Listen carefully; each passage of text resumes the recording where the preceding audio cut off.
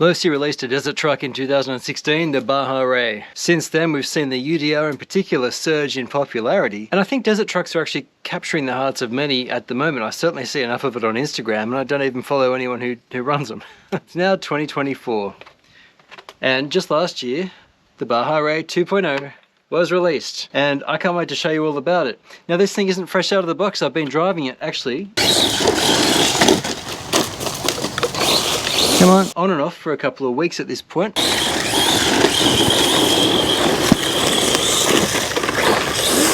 As part of my, however many it is, it's 10 or 11, could even be 12 short course trucks and desert trucks, doing a bit of a roundup, and we're gonna have that finished soon. I've just got a couple more to do. Today we look at the Baja Rey with its epic plush suspension.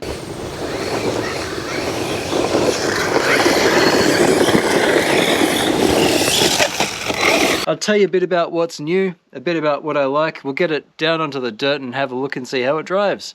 Let's check it out.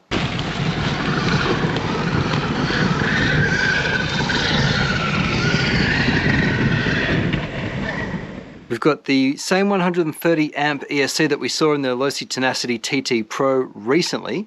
Same ESC. But while that car had the 3150 kV motor, lower kV means more torque, lower power draw. Higher kV means more power draw and more punch because it's how many revolutions per volt, or yeah, per volt. This fella has a 3800 kV motor. That means an extra 650 rotations per minute per volt. Another thing it shares with the Tenacity is the S614S servo.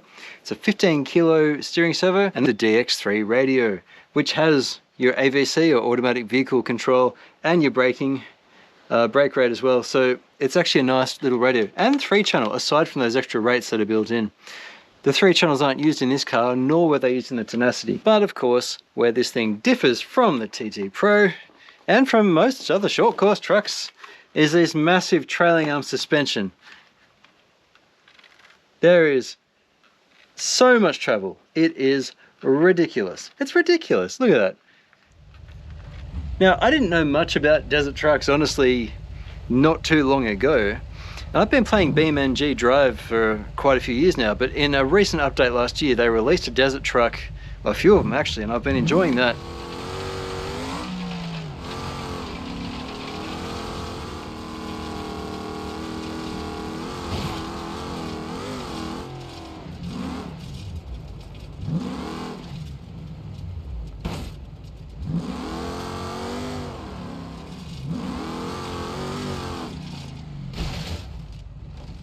And I tell you what, that really got me thinking, I bet this would be fun in RC.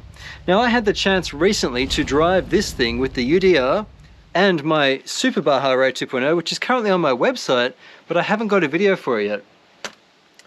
Unlike the UDR, this thing has an open rear diff. It's got moderately stiff oil in the rear diff, center diff oil. It actually feels similar. And the front's a bit looser. But yes, the UDR has a locked rear diff. This fella is unlocked. You can lock it, but it's unlocked. And it also has twin shocks, front and rear, and a sway bar, and all of that is midway up on the trailing arms, which are very solid indeed. It's a plastic shaft with steel unis. The battery sits in here, and you can kind of flick a little door and it opens up, and that's how you get the battery in. So when it's plugged in, it just sits like that. It's got a nice little aluminium lower deck and an upper deck inside. Very solid independent front A-arms and rather decent steering angle. Although I'm actually just doing the spring, so it's quite a loose servo saver out of the box. One other thing that's nice about this is you've got universals in the front axle as well. So we have a very attractive car. The body doesn't come off like a standard short course truck. You've actually got to undo the screws on each panel. You've got a front panel here, so you've got the cabin panel as well, and then you've got the rear, which I think is a two-piece, yeah, two-piece rear. So all of those can come off. And again, you're going to see a video in the not too distant future where I compare this to the UDR, to the Super Baja Rey, but as a quick spoiler, here's what they look like together. So you can see that this fella, although it's about the same size, in fact it's nearly identical to the Armour Mojave 4S, this is the baby of the three. It's also the lightest of the three. I'll tell you more about how I feel about driving the three together, and which one I liked the most and why you might be interested in one of them. I'll do a separate video for that. Today we're just going to look at this thing. Let me take you over the thing in detail. With the 3800 kV brushless motor and the 130 amp ESC, it's good for brushless powered speeds up to 50 miles per hour. Updated from the Baja Rey original from 2016, this has an updated front gearbox, rear axle, upper front arm and 4-link bar designs. And the 4-link is your rear, of course. That's the trailing arm suspension and the 2 upper arms. It's a 3mm aluminium chassis plate with a 2.5mm upper deck, sealed metal gear transmission and diffs, and all 3 diffs can be tuned. You can throw different oil in them if you like. The motor and battery are easily accessed from underneath. It has a full roll cage built in, and again, you can remove those panels with a number of screws, but it's not too laborious. I mentioned licensed wheels. You've got, what are they, Method 101 race wheels, running BF Goodrich tyres, the KR3 tread I think it is, and 2 fully functional dual spare tyres, which if you use this car enough, you'll probably end up actually using. Functional LED light bars across the top, you've got your pod system over the top, and you've got your rear, dual colours on the rear. There's a faux disc brake in the front. They've apparently improved the upper front arms as well, which is nice. And they also have a secondary damping shock. Now the sales copy says the front arms will accept a secondary damping shock. I'll tell you now, it actually comes with a secondary damping shock. You've got 1 coil on each side, but then 2 shocks, and the other shock doesn't actually have a coil on it. But it's just extra damping, and for a suspension that works really hard, it does tend to warm up, so the extra damping is nice. Why didn't they just add extra oil? Well, like thicker oil instead. This is kind of cooler, and it does give you a bit more durability. And there are 2 shocks front and rear if you're wondering as well. Now, as far as what battery it fits, I actually have a 6,000 milliamp hour 3S 80C Z battery. It's a hard case. So although there's a panel here, the battery actually opens through a door there, and you just got to kind of compress the suspension to slide the brick all the way in. This here is just 3 screws and you can get to the motor. So it's a nice modular design. I've been running this thing for a little while now, and apart from curiosity, I haven't needed to actually take any of these covers off. The car's been quite good. It's a scale driver car. So when you hear people say it's a scale driver, what they mean is that you can't go balls to the wall crazy with it like you otherwise might with a short course truck. Yeah.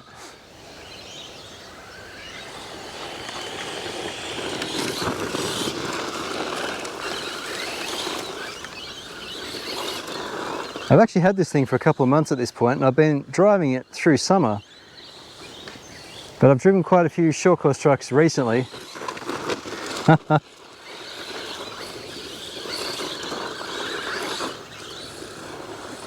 And it's taking just some careful getting used to, because I'm trying to avoid that. While the battery's still full, I'll show you what top speed looks like too. I'm going to come up at about 50% throttle. Rolled it. Here's 100% now. Oof. I fear I braked a little too late for that. Oh, let's see. Oh, yuck. Yuck, yuck, yuck. Have we busted it? It was the kind of hit that would have killed a car back in the day. Oh yeah, okay. We hurt the body. Well, that's a shame, because it hit on this stump here, and that's very sharp and very, very solid. I am, however, pleased that it hit there rather than somewhere functional, but it's a shame because this is a very pretty body. But I'll tell you what, there's quite a decent plastic frame in there, including a bar that runs right down there, so you can see where the Lexan dented, but it's actually held up quite well. So you've got a very nice structure underneath the pretty body. I think most short course trucks would have been absolutely destroyed on that.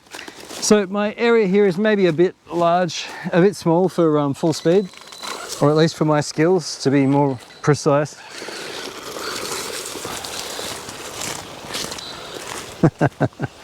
Poor old car. What do you think of the new perspective here? I thought we needed a bit of a platform. Oh yeah, looks good, doesn't it? Eh? I'm being so careful not to roll it. I'm gonna have to start braking a bit. Just watch the travel in that rear, especially as it goes over. See that? Oh, beautiful. So you do have to be a bit more careful because it cocks a rear wheel, but then the whole car, I tried very careful to keep that. No.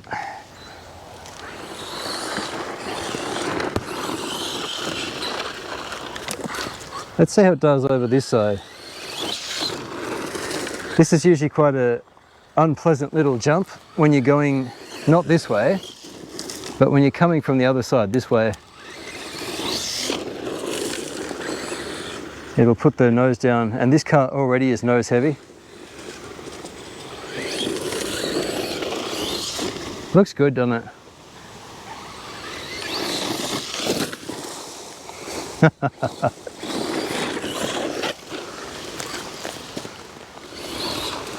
So I've driven it for, oh, this will be its 6th battery pack probably at this point. So enough to get a feel for it. Not enough to have a long-standing feel. Today's the first day I've damaged it too. The biggest difference in driving is that it wants to roll a lot easier with that live rear axle.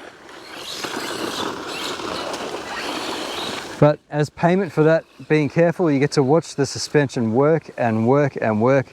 Those wheels just going up and down. Come on. A bit messy, wasn't it? I haven't actually damaged it till today though. And that was just cosmetic after I rammed into the side of a very sharp stick.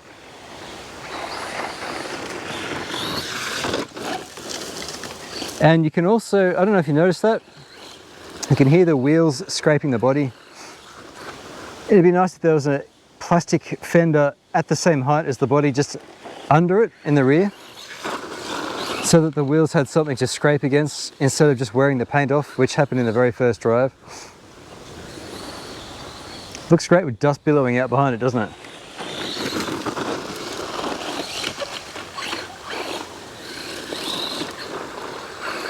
I'm just going to turn AVC off. It's currently 50%. We'll just turn it all the way down. That's probably going to make things worse, but oh yeah. An inherent characteristic of a live rear axle is that it's going to want to oversteer once you start getting out of shape. There's not much you can really do. Unless you've got traction, you can accelerate and countersteer into it. Otherwise, you can just try and steer when you're slow and accelerate out of a corner. But she's a bit squirrely, and as opposed to a short course truck, I suggest that AVC here, you're not really giving up learning to drive. Oh, I guess you still are. It does make the drive more enjoyable. There we go.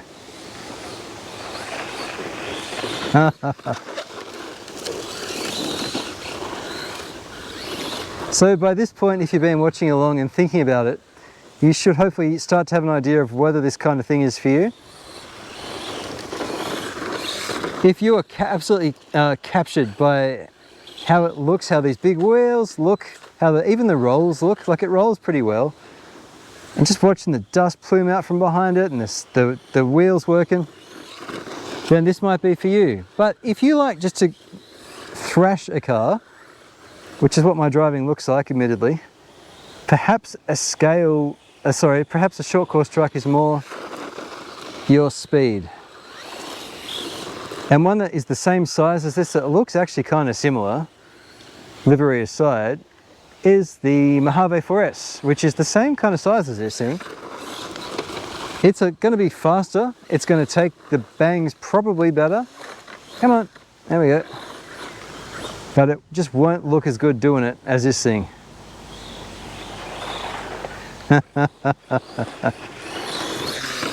Oh.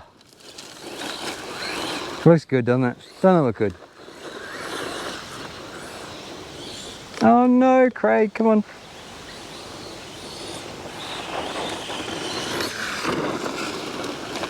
Alright, I just needed a bit of time to get my eye in. And it's risky going this way. Desert trucks are already kind of nose down when they're in the air. And the jump this way isn't helping things.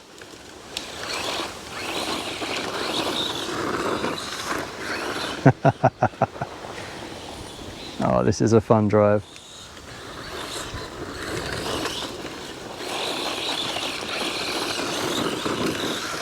Oof. I know I'm pottering, but gee, I just want to be careful. I don't want to punch this poor car. I want to keep it kind of pretty. Come on. Nope, stuffed it. Ah, well.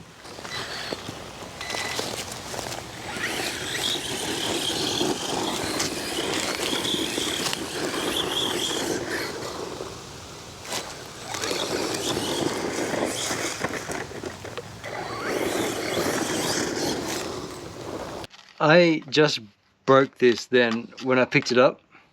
I picked it up badly and it just went snap, and the plastic next to the Lexan here just broke, and that's a shame, because the body actually has been standing up to my driving, and I mean, you've seen my driving, it stood up to that, so hooray. Except for when I slid sideways into that very sharp log that was on the side. And I said this on video, the substructure of the thing actually protected it, so that was great. After running that full 6 amp battery pack, I got about 20 minutes of constant driving. I'm only showing you some of it because the video would stretch otherwise. The drivetrain seems really up to it. The diff is warm, the motor's warm. There's heat coming through that, but when you feel like a hot metal base, that means it's also acting as a heatsink, so that helps keep your running gear cool. It's almost too hot to have my fingers on though, so just keep that in mind. Now this is running on 3S and it's the middle of summer, so I think they've geared it appropriately for 2 and 3S. I've driven it plenty on 2S and it's an absolute hoot, but I'm kind of dangerous on 3S, honestly. But it drives just fine. The AVC I think is very worthwhile. If you're into scale desert trucks and you like this thing, by all means, have at it. I'll put a link in the description where you can get one. I'm sure you know where to get one too, but I'll stick one that I can find that might help you and also help me at the same time. Thank you very much.